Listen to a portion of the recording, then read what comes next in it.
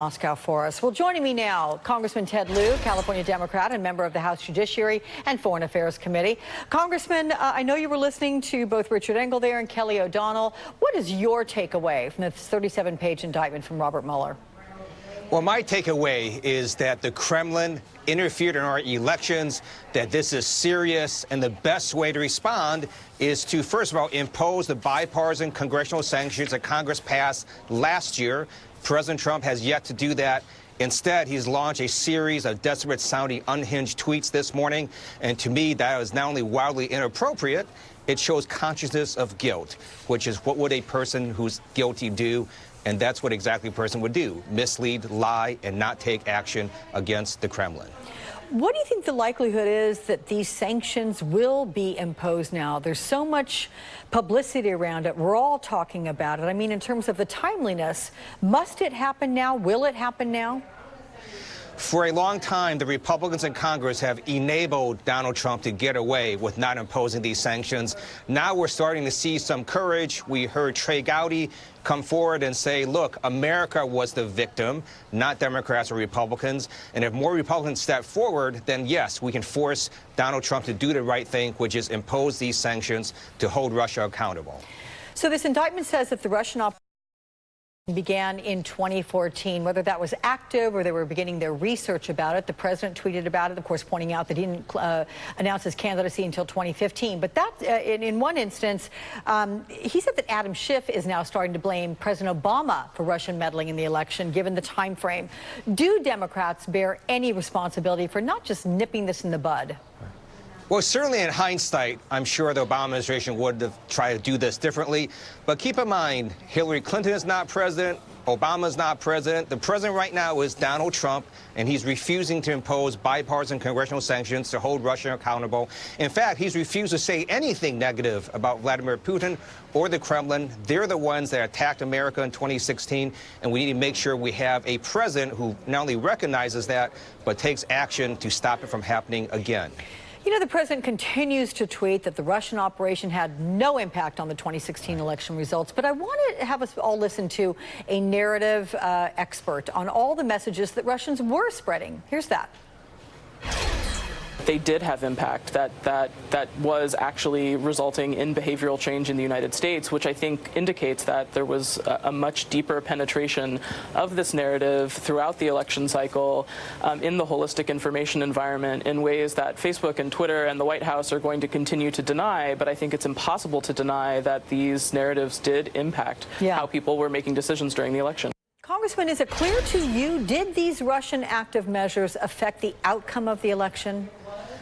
That is an unknowable question, but we do know that it was a very close election. Hillary Clinton won the popular vote.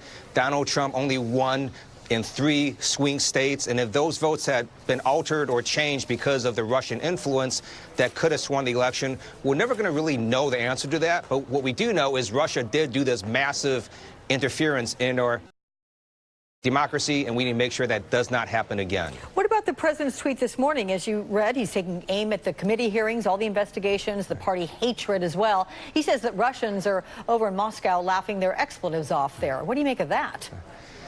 I think that is a wildly inappropriate tweet by the President of the United States. But the best way to respond, again, is not only to hold Russia accountable by imposing bipartisan congressional sanctions, it's also to make sure that the rule of law is followed. That means we need to let Mueller's investigation continue. We already have 13 Russians that have been indicted. We need to make sure that the investigation continue to get other criminal wrongdoing and to see if there are other indictments that could have Americans who conspired as well. Do you think he's trying to turn the focus away from the election, though, and trying to say it's all these investigations going on right now that is the most damaging part to the American democracy?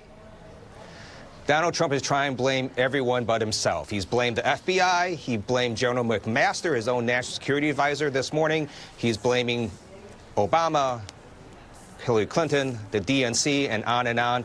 I think he needs to look at himself and be a leader and be a president. And again, he needs to impose bipartisan congressional sanctions. You know, a former Watergate prosecutor told me a bit earlier that this could be just the tip of the iceberg. Let's take a listen to Jill Wine-Banks. There is obviously someone deeply embedded in the Russian operation who is cooperating. So I don't know if they only know about this social media aspect or if they also know about the hacking of the DNC, if they know about the hacking of John Podesta, if they know about the work with WikiLeaks to get the information out, and if they know what Russia has that's keeping Donald Trump silent. If you've ever watched the TV show The Americans, it could be Russians who seem to be American, and clearly the people who were involved here took on American personas. Does this seem plausible to you? And I will add that I asked her specifically, are you about Americans or Russians or both? And she said it could be both. But do you see this, playing out in the rest of the investigation, her ideology here? That there's, someone deeply embedded in the Russian, the Russian operation? That's certainly possible. This indictment that Mueller just put out deals with the social media aspect of the Russian operation. Now, Papadopoulos and General Flynn are cooperating with Robert Mueller. That is not related to the social media aspect. There's something else there that caused Robert Mueller to get them to plea and get them to cooperate. So there's going to be more shoes that drop in this Russian investigation. And if the Russians did this on social media, you can bet that they did a lot of other things, including stealing information from the DNC, weaponizing it, and a host of other actions that they've done. So I expect to see a lot more indictments come forward. All right, from Los Angeles.